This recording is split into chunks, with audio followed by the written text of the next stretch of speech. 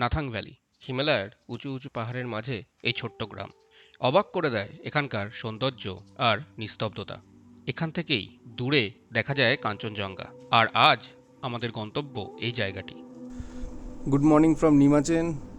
আজকে আমাদের ট্রিপের ডে 2। এখন আমরা নিমাচেনে আছি আর আমাদের হোমস্টে থেকে একটা দারুণ ভিউ আসছে, তোমাদেরকে একটু দেখাই।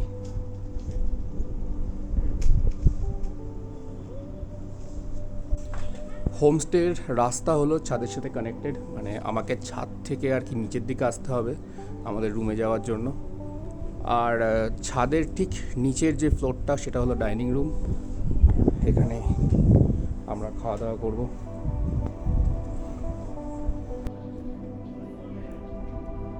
ব্রেকফাস্ট খুব ভালো হয়েছে। আর এখানে যে লুচিটা করেছে একটু আমাদের মানে বাঙালিটা যেরকম খাই সেরকম না, বাট ডিফারেন্ট, বাট খুব ভালো করেছে।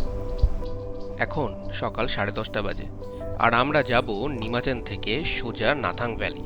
এখান থেকে নাথাং ভ্যালির ডিস্টেন্স 37 কিলোমিটার। আর ড্রাইভার বলেই দিয়েছে যে আমাদের পৌঁছাতে প্রায় 4 ঘন্টার মতো সময় লাগবে, কারণ এখানে কয়েকটা স্টপে আমরা দাঁড়িয়ে সিনারির আনন্দ নেব আর কিছু জায়গায় খাওয়া দাওয়াও করব। এদিকটায় সব কাজ চলছে এখন এই রাস্তাগুলো। আমরা এখন পাদামচেনে ঢুকবো, তো এইখানে পারমিট চেক করছে আর প্লাস আবার 1200 টাকাও নিচ্ছে, পারমিট চার্জ হতে পারে। আর একটা পার পার্সন চার্জও লাগবে, সেটা আমি জানি না এখানে দিতে হবে নাকি আরও উপরের দিকে দিতে হবে, সেখানেও আরও 200 টাকা করে পার পার্সন লাগবে। এখন আমরা পাদামচেন এরিয়াতে আছি। আজকে এখানকার ওয়েদার খুব ভালো। পাদামচেনে আজকে পুরো ঝলমলে রোদ। জানি না উপরে গেলে কিরকম হবে। আসলে ওয়েদার ভালো বা খারাপ অনেকটা এখানে ভাগ্যের উপর কাজ করে। এটা আরেকটা চেকপোস্ট, এই সেম ডকুমেন্ট আবার এখানেও জমা করতে হচ্ছে। জমা করে দিচ্ছেও গেল। ওকে বাস চেক করতা है जी, सील मारता है। अच्छा, আলপাইন ফরেস্ট। পাইন ফরেস্টটা বেশ সুন্দর, এখানে একদম লোকজন নেই। আমরা আসলে অফ সিজনে এসেছি বলে এখানে ভিড়ভাড়টা একদম নেই। আর বেশ নেচারের মধ্যে আছি, ভালো লাগছে, বড় বড় গাছ আর কিছু পাখির আওয়াজ আসছে। ক্যামেরায় ক্যাপচার হচ্ছে নাকি আমি জানি না। আর এই ঠান্ডা একটা হাওয়া দিচ্ছে এখানে। আমার সামনে এই সিঁড়ি দিয়ে আরও নিচের দিকে যাওয়া যায়। আমরা এখন যাচ্ছি জুলুকের দিকে, একটু পরে পড়বে জুলুকের সেই পপুলার জিগজ্যাগ রোড। ড্রাইভার দাদাকে বললাম একটুখানি দাঁড়াতে, দারুণ ভিউ আসছে সামনে, কতগুলো পাহাড় এইদিকে আর পুরো রোদটা এসে পাহাড়ে পড়েছে, হেভি লাগছে। এবার আমরা পাস করব সিকিমের এই ছোট্ট গ্রাম জুলুক দিয়ে। ভারী সুন্দর এই জায়গাটি, দুদিকে পাহাড়ের মাঝখানে এই ছোট্ট গ্রাম। জানুয়ারি, ফেব্রুয়ারি আর মার্চ এই 3টে মাসই এইখানটায় পুরো বরফে ঢাকা থাকে।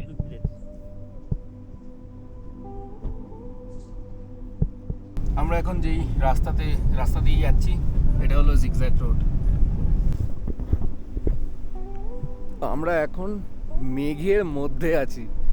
দেখো কি তাড়াতাড়ি মেঘগুলো পাস করছে একদম সামনে।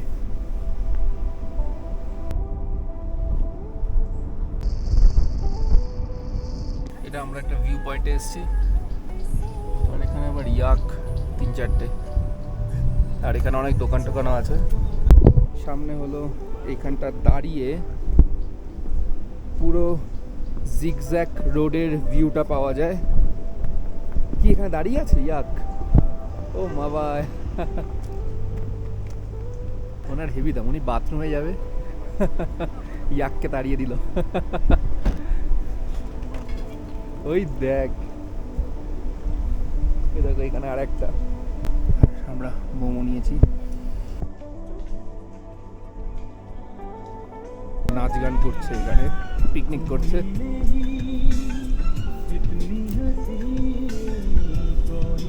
কিচ্ছু দেখা যাচ্ছে না।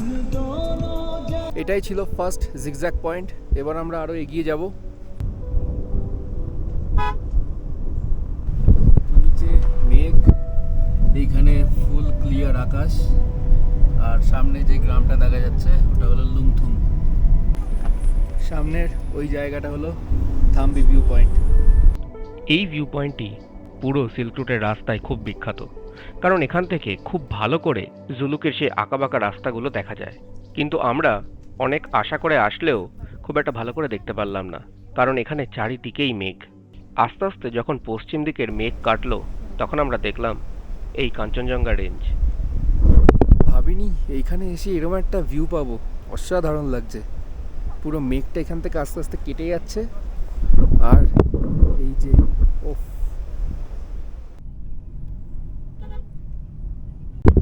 জিগজ্যাগ রোড আমরা ক্রস করে এবার উপরের দিকে অনেকটা চলে এসেছি। আর এবার আমরা যাচ্ছি টুয়ার্ডস নাথাং। নাথাং ভ্যালিতে ঢোকার মুখেই আমরা দেখতে পেলাম এই নাথাং ভ্যালি টপ ভিউ রেস্টুরেন্টটি। এখানে খাবার দাবারের সাথেও তোমরা জামা কাপড় বা ঘর সাজানোর জিনিস তোমরা এখানে পেয়ে যাবে।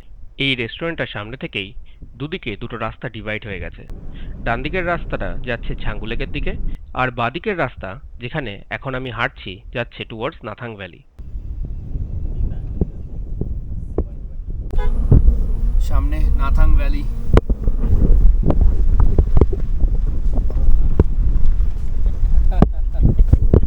ওই যে একটুখানি বরফ পড়ে আছে। এখন বিকেলবেলা, ঘড়িতে 3:15, আর আমরা ফাইনালি পৌঁছালাম নাথাং ভ্যালিতে।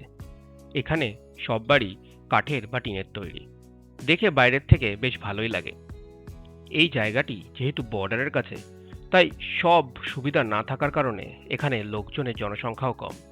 এখানে মোস্টলি যারা রেস্টুরেন্ট চালাচ্ছে তারা আছে, আর আর্মির লোকেরা। এই যে আমাদের হোমস্টে চলে এসছে। এই হোমস্টের নাম এক্স আর্মি হোমস্টে। এই হলো আমাদের হোমস্টে। দুটো বেড আছে, আর এই যে একদম গ্রাউন্ড ফ্লোরে। এখানে কোনো ফার্স্ট ফ্লোরের কোনো ব্যাপার নেই, জাস্ট গ্রাউন্ড ফ্লোর। একেবারে আয়না সুন্দর। ওকে, বাথরুমটা দেখিয়ে দিই।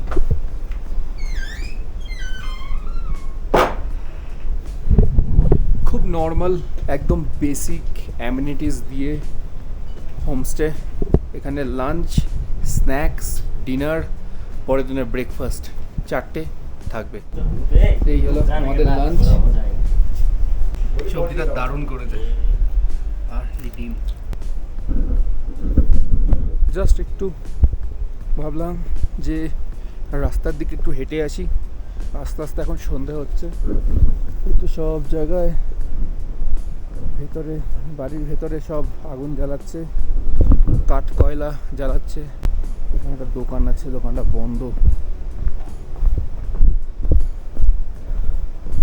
এই হলো রোড, একটাই রাস্তা চলে গেছে এখান থেকে।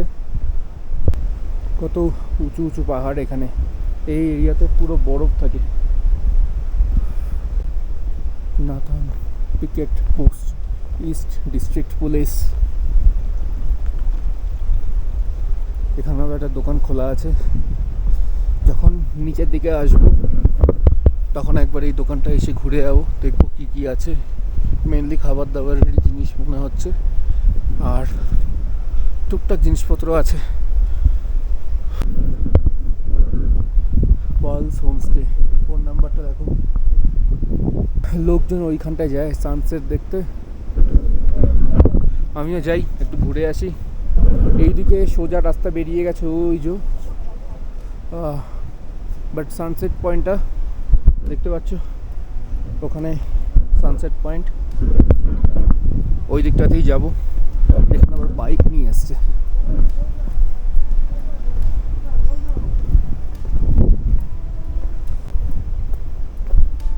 Cell tower. আর হ্যাঁ, এইখানে জিওর কোনো টাওয়ার নেই, জাস্ট এয়ারটেলের টাওয়ার। এয়ারটেলের টাওয়ার, তাও ফুল 4G ভালোভাবে চলছে।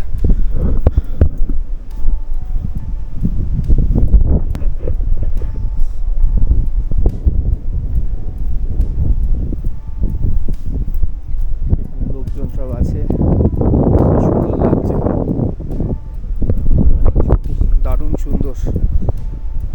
এখানে সত্যি বলছে এখন 5 ডিগ্রি সেন্টিগ্রেড, আর আস্তে আস্তে রাত্রিরা বলছে 1, 2 বা 0 ডিগ্রিও হয়ে যেতে পারে।